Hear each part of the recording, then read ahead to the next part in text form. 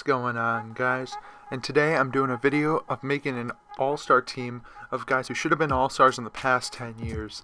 This has been inspired by the snub of Damian Lillard in this year's all-star game, where I truly believe he deserved to be in there, but he got snubbed. So I thought of the past 10 years, guys who never made an all-star team, who should have been in it, and one quick rule about it. The year that they were supposed to be an all-star, deserved to be an all-star, had to be within the last 10 years, which means the 2005 to 2006 season was the cutoff for furthest back it could be. So therefore, guys like Jalen Rose, who were very good in the early 2000s, the late 90s, don't count because he wasn't that good in the 2006 season.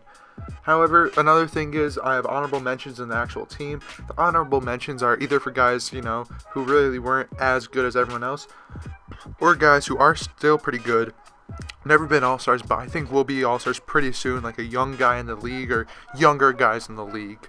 Anyways, let's get started. So for my first honorable mention is Nene. So Nene has had a pretty solid career for the most part, and none better for a season was the 2009 Nuggets that made the Western Conference Finals. This season he averaged about 14.5 points and 8 rebounds a game while shooting over 60% from the field.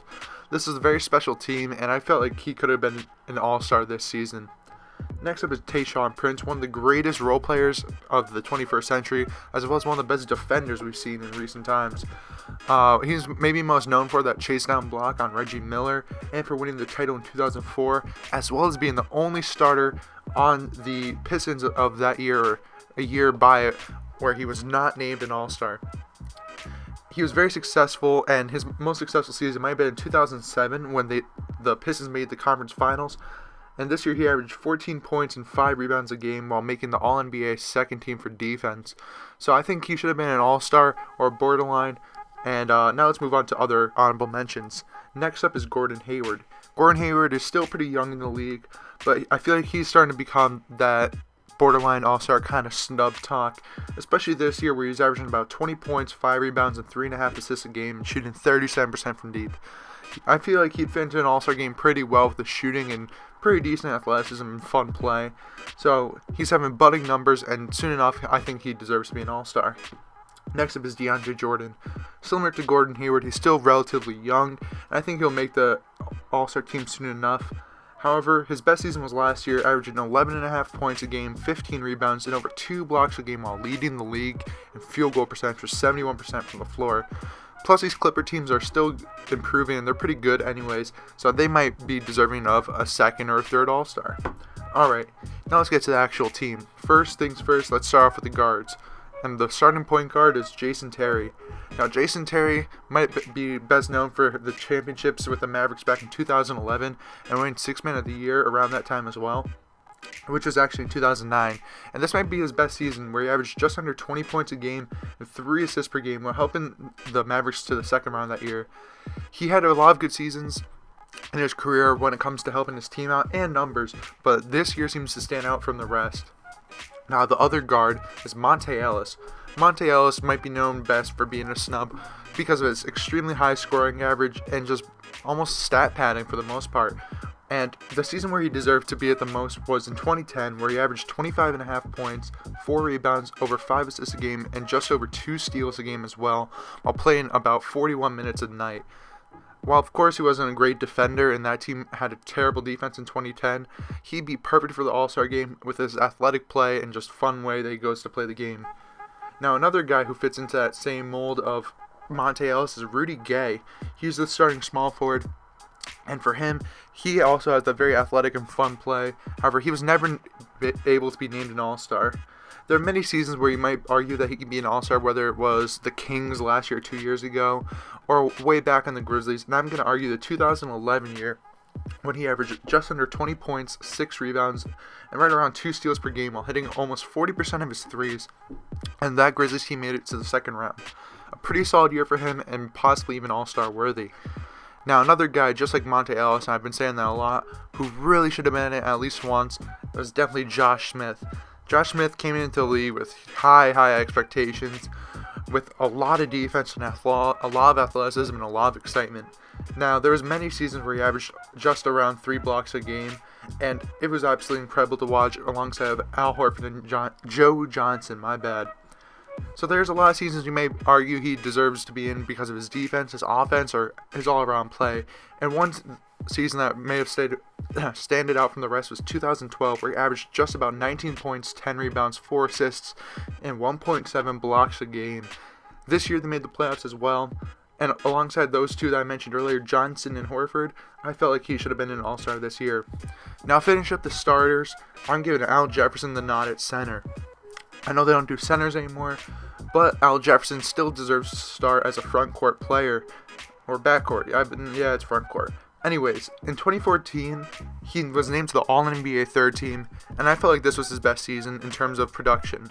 He had many other good seasons, including in Minnesota and Utah, where he put up like 25 points a game a lot, and pretty good block numbers and rebounding numbers. But this guy helped the Bobcats at the time make the playoffs for only the second time in their entire franchise history. This year he averaged about 22 points and 11 rebounds in the 2014 season, and as I mentioned earlier, he was able to push them into the playoffs, and he had pretty good defense that year as well. Now moving on to the bench. For the sixth man, and pretty fittingly, it's Lamar Odom. Lamar Odom won Sixth Man of the Year in 2011, and this is how he's probably best known as today. Even though he was very good on the Clippers early in his career, those years probably wouldn't have qualified for him because they were too long ago. However, this season that I'm going to talk about is the 2008 season where they made the finals before falling to the Boston Celtics. This year he averaged about 14 points, 10.5 rebounds, and 3.5 assists a game. While there are many other seasons you can argue for, I decided to give him this one. Nevertheless, he should have been an all-star sometime in his career. Now, another big man I'm giving a nod to is Andrew Bogut. Now, he's not the most flashy player, but coming out of college, he was a very great scorer. And in the league, his scoring didn't translate that well, but he was a great defender and great rebounder. His best season probably came in 2012 when he made the All-NBA third team, but did not make the cut to play in the All-Star game. This year, he averaged about 16 points, 10 rebounds, and 2.5 blocks a game. A lot of times he was the league leader, well, not always the league leader. He was the league leader once in blocks, but always very close to leading the league. Usually putting over 2 blocks a game and playing very solid defense for these Bucks teams. Even though he wasn't the most flashy or most exciting, I felt like Bogut deserved a nod at some point in his career. Now, another big man I have to put in there who deserves to be an all-star is Serge Ibaka. I put Ibaka a tier above Gordon Hayward and DeAndre Jordan, where I really feel like he kind of got snubbed a couple times in his career, especially because he's perfect for the all-star game. A big guy who can dunk, be athletic, shoot threes, and block shots. That fits exactly well for the exhibition game, also known as the all-star game. Especially with the Thunder being absolute beasts the past 5 or 6 years in the NBA, he definitely should have been in there. His best season probably came in 2014, where the Thunder made the conference finals, and he averaged 15 points, 9 rebounds, and just under 3 blocks a game. He had some all defensive teams he made, as well as some nods and thoughts of being Defensive Player of the Year, even though he never got it. However, this season, along with his great scoring, or underrated scoring actually, he should have been an all-star, I feel like. Now, we're moving to the guards off the bench, and one guard I have to give a nod to is Goran Dragic. Now, Goran Dragic isn't playing too well recently. However, just 2 years ago in the 2013 to 2014 season, he helped the Suns to 48 wins. Even though this wasn't enough for the Suns that year to make the playoffs, which is actually kind of crazy thinking about it now, where the Suns are, and also how weak the West is compared to where it used to be, where you needed 49 wins to get in. He had a very good season that year.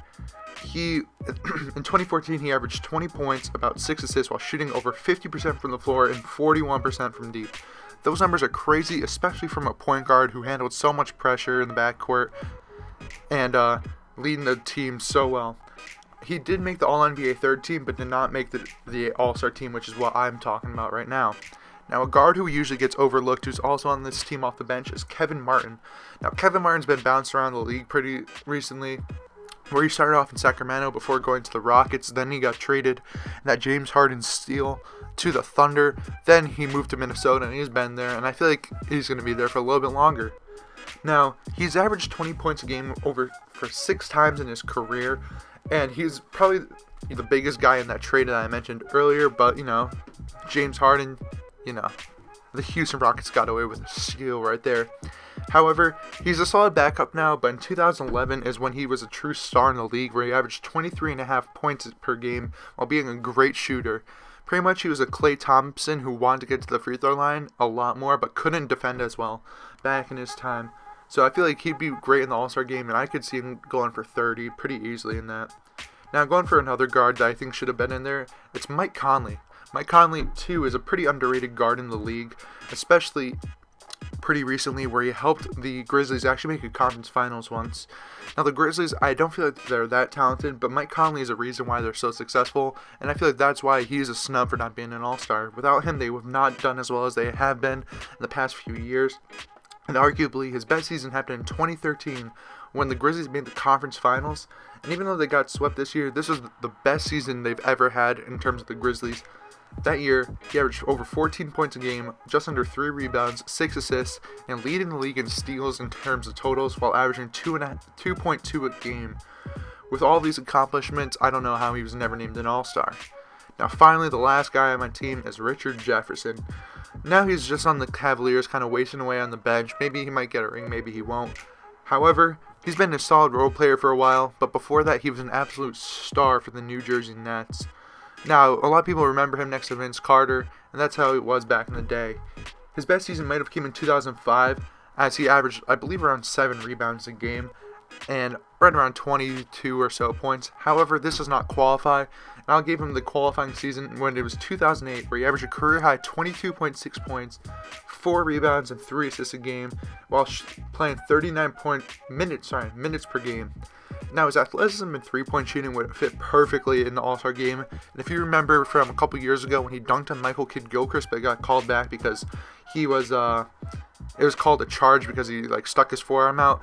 I felt like that would be absolutely amazing to watch him do that in an All-Star game because, as I mentioned earlier, his athleticism and skill set. Anyways, guys, so in the background, if you haven't noticed by now, a lot of these guys are guys who I felt should have been an All-Star. You can see them just playing around on blacktop. My team, they weren't as good as I expected them to be, but that's nothing that I should really care about. So anyways, guys, if you're watching this far, please give me a thumbs up for this video. I spent a while thinking of the teams. I was writing about it for a couple days, just in between, just thinking about it. And this is because the All-Star game is coming up pretty soon, and I just got the notification Jimmy Butler is hurt. So we're getting a replacement for him soon. I kind of hope it's Kemba Walker. It might be Pau Gasol. It's one of those two. Anyways, going on a little tangent right there, but tell me what you think about my team. Am I missing anyone? Did I include guys you don't think I should include? Any of their honorable mentions? Anything else? I don't know. Tell me what you think down below. Subscribe for more 2K content. And, of course, share with your friends, family, whoever you want to, this video, and make a discussion about it. So anyways, guys, thank you guys for watching, and, of course, have a good day.